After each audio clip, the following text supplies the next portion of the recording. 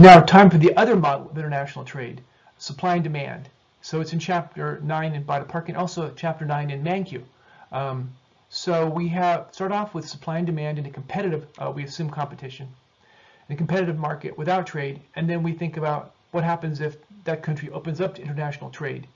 And then we're going to consider a case where the world price is higher than the domestic price first, and then consider a case where the world price is below the domestic autarky price. Autarky means no trade, like autonomous by itself, a country by itself not trading has an autarky price. So we're going to see that, look at consumer surplus and producer surplus again.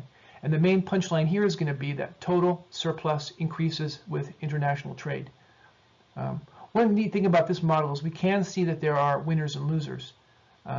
But in theory, if the winners in a country could compensate the losers, there still would be leftover surplus to show that benefit from international trade. Okay, so remember situation without international trade, demand curve. We're going to be assuming there's no externalities. It's a private good, not a public good. So assume that the height of the demand curve tells you both the marginal benefit to society and the marginal benefit to one more buyer. And then the height of the supply curve is going to tell you the marginal cost to both society and to one more producer. So we had efficiency before we considered international trade, when goods were produced, as long as the marginal benefit of one more unit was bigger than the marginal cost to our society, and we'd stop producing there. Yeah, we'd have the allocatively efficient or equilibrium quantity produced, and our consumer surplus, the benefit to all the consumers of that market existing, plus the producer surplus, the benefit to all those producers from that market existing, added them together, total surplus would be maximized. Two ways to see efficiency: keep doing something as long as marginal benefit is bigger than marginal cost, stop when they're equal. Second way is do what you can to maximize total surplus, the sum of consumer surplus and producer surplus, efficiency, without trade. But now, consider the possibility of trade. Okay, a preview of some things we'll talk about. We're going to assume that the world price is different than our domestic price. If it happened to just be equal, there'd be no reason to either export or import, and no gains from trade. So we'll tell stories where the world price is above, and tell a story where the world price is below. And then if there's, we move from no trade to unrestricted free trade, which economists tend to prefer, then there'll be losers and gainers. Who are they? And then we'll talk about tariffs. A tariff would be a tax on imported goods. You could also have a tax on exported goods, but that's less common than the tax on imported goods, a tariff. So we're back to our supply and demand. You know, we economists just love our supply and demand model. Realize it does assume competition. So this would not really apply if there was only one seller of a good. So with international trade, what happens? First, assume that the world price is above our domestic autarky price, the price we would have had without any international trade. So what happens? If the price is higher, firms in our country would find it profitable to sell abroad. They would keep taking units of the good out of our country and shipping them overseas as long as the foreign price is higher than our domestic price. So, assuming competition and profit motive, a price in our country will rise to the same price as the rest of the world. Who gains from this? Well, without even looking at the diagram, you know sellers are going to gain, but the buyers in our country are going to lose because they have to pay a higher price. Let's see it with our diagram. With no trade, consumer surplus was A plus B, that area. And our producer surplus was given by area C. It's measured in dollars. Remember, price is dollars per unit of output times units of output. If we multiply something on this axis times something on this axis, the Q's cancel. We're left with dollars. So, but now with international trade, the price goes up. Producer surplus increases. Now that the producers in our country can sell at this price, they increase their production from here to here.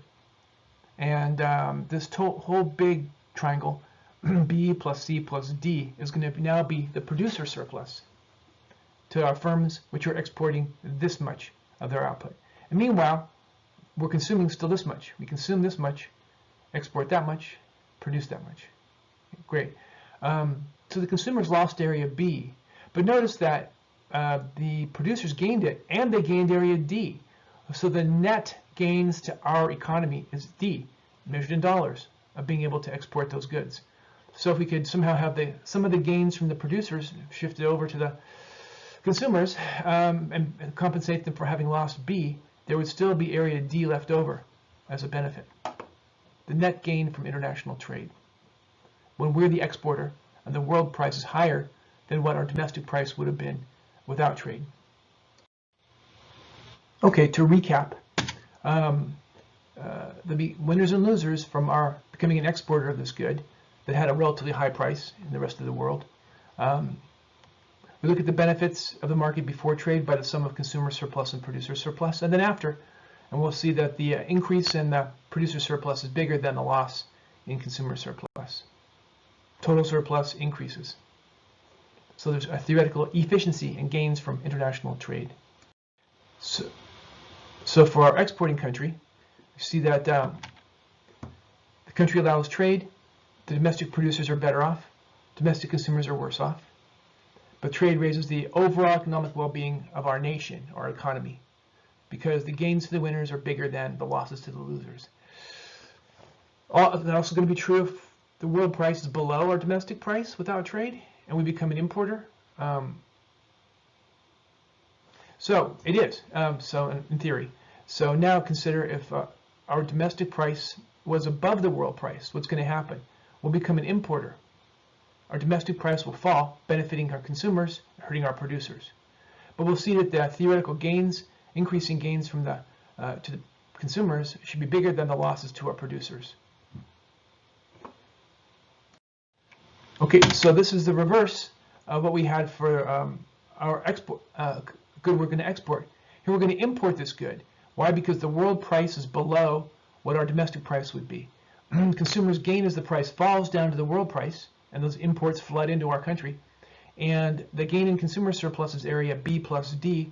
The loss in producer surplus to our domestic producers is going to be area B. And we see that the net gains will be area D, net gains from being open to international trade. Another way to look at this, efficiency. Say, wasn't it efficient to be at this point before?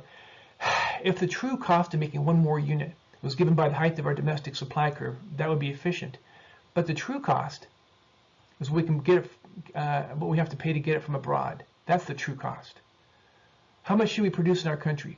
Well, if we can produce it at a cost lower than the world price, we should keep on producing and stop there. Consuming, we should keep on consuming as long as the marginal benefit to our consumers is bigger than the true cost, true marginal cost, which is the price in the world, and stop here. This becomes the efficient amount to consume. That's the efficient amount to produce. And the gap is imports, the volume of those goods coming in each period into our country. Okay, now with us being the importer, our consumer surplus increases, our producer surplus shrinks, but our total surplus increases. It'll be net gains from trade.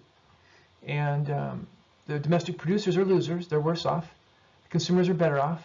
But in theory, we could have a reallocation from our consumers to the producers to make everybody better off. So in theory, everybody could be made better off after international trade. But suppose that reallocation from the winners to the losers does not take place. Then if we're importers, then our domestic producers, and maybe people who work in that industry, are hurt. So what might we do? Well, we could put a tariff on imported goods. We could raise tax revenue by putting a tax just on those imports. And so a tariff is a tax on goods produced abroad and sold domestically.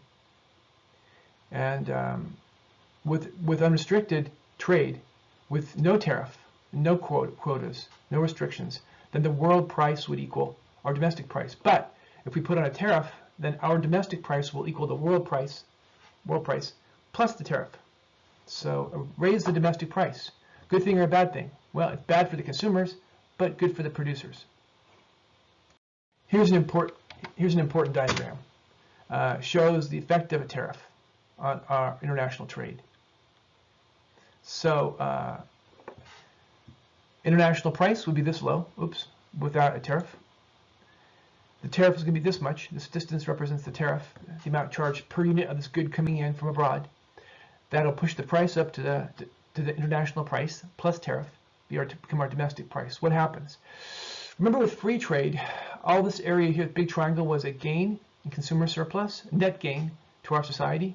But now with that tariff, we're going to have underconsumption. We're only going to consume Q2, not Q1. And we'll have overproduction.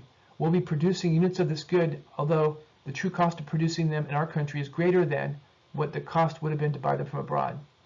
So what happens? This net gain from international trade is reduced. After trade, we still have some imports, so B is still an increase in consumer surplus relative to no trade. So B is still a big gains from trade. But what about this trapezoid given by DEF? Is that lost to society? Well, if it was a tariff, we assume that the government's collecting this much money per unit of imported goods. And this distance here, that horizontal distance, is the amount of our imports. E represents tariff revenue to government. We follow the tradition and assume government collects this tariff revenue and then doesn't waste it. It's like they're taking it away from the consumers, because consumers are paying the higher price, domestic consumers. And it's as if they took the money from the consumers but then spent it in a way that creates just as much benefit as would have been created if the consumers had spent it themselves. So you might think when government gets that tax revenue, they spend it in a way that creates gigantic benefits to everybody, building hospitals or something.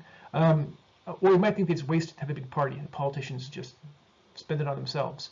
We're in between. We're going to say if the government takes $1 away from you, that's not a loss to society. The loss would have been if you tried to fight them and stop them from taking the $1 away. But suppose government somehow just takes $1 away, it doesn't change your behavior. Society's not made worse off. Government's going to spend that $1 that creates just as much benefit to society as if you spent it. That's our assumption. But wait a minute, there's still D and F. What are they? That's inefficiency. That'll be inefficiency due to overproduction, D, and inefficiency due to underconsumption, F. This is analogous to that deadweight loss you get from our ordinary tax. So it distorts decisions, distorts our economic actions. We're producing too much. We're producing units where the cost to us is higher than the cost would have been to just buy it from abroad. So that D is lost to surplus. It's not gained by anybody. And that area F also is lost surplus, not gained by anybody. So the theoretical inefficiency of this tariff is D plus F.